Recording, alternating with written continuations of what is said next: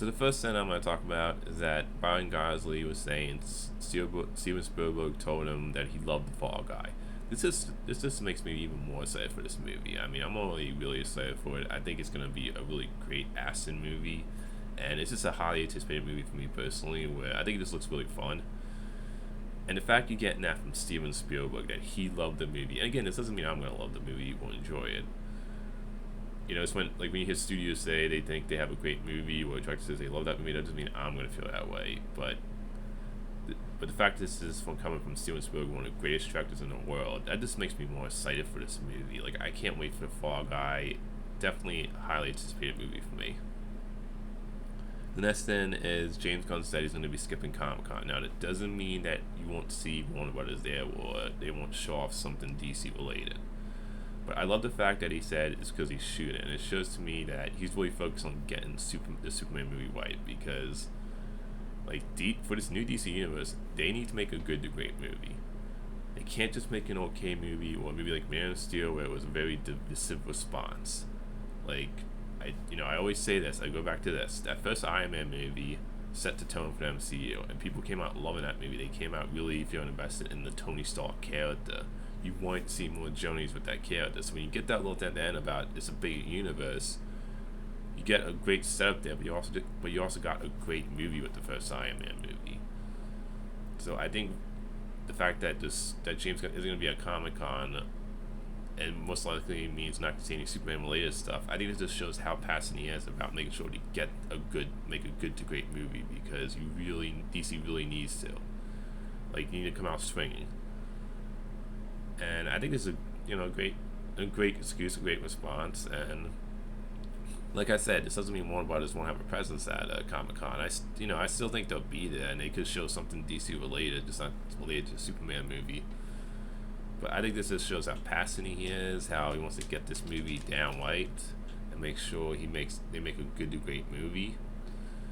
And again, it just makes me more excited for the Superman movie. And I also think this gives them more time to hype up the Superman movie, where I think people, like I said, I always felt like that's a good idea, that they have a year in between before the new DC universe starts, to give people time to kind of forget about the DCEU. So I think this is actually a good move personally. I think it'll make people even more excited. They have to wait longer to see stuff from the Superman movie, the real official start of the new DC universe. But I think this just shows, most of all, this just shows how passionate he is, and that it makes me more excited the fact that he wants to make sure they make a good to great movie with this one. The next thing I want to talk about is Vinnie Jones turned down a cameo role in the new Deadpool movie coming out this year, Deadpool Wolverine. And I'll be honest, I'm perfectly fine with that. I wasn't a fan of Vinnie Jones as Juggernaut. Now he also said a while back that he wasn't really happy with the way he was using X-Men The Last Stand. I know the reason he turned Deadpool is because of the suit was uncomfortable wearing it in that movie, and they just didn't have to buzz it, and they couldn't strike out a deal.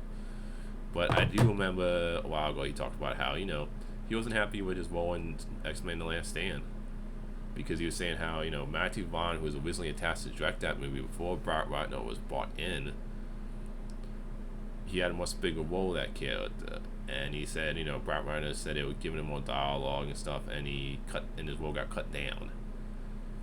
And I just didn't like that version of Juggernaut. I thought it looked awful. I wasn't really a fan of the suit in X-Men The Last Stand. I thought they treated that character like shit in that movie.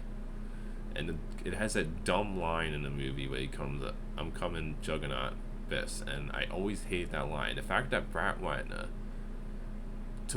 put a meme from a YouTube video in a movie. Because that's one of the issues I have with Last Stand. There's so many times in Last Stand where it's so goofy and silly.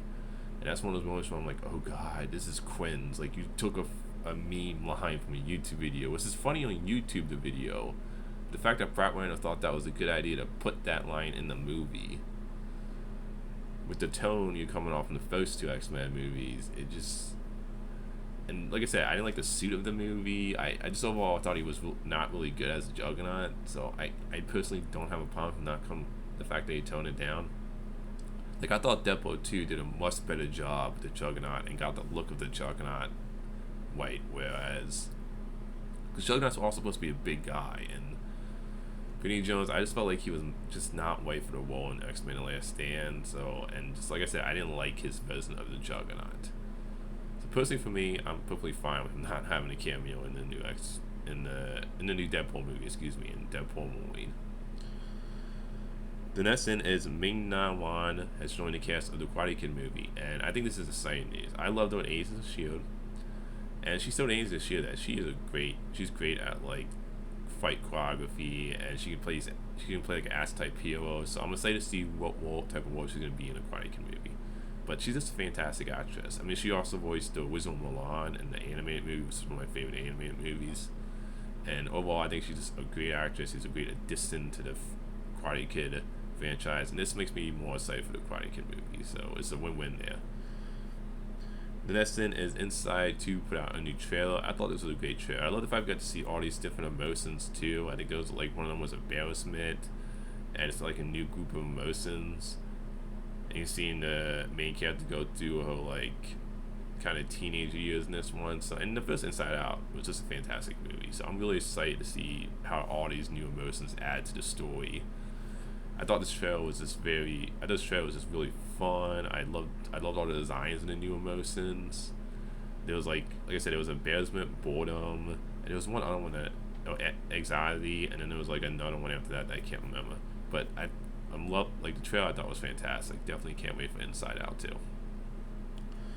The last thing is Megamind versus the Doom Patrol. I didn't put up a review for this.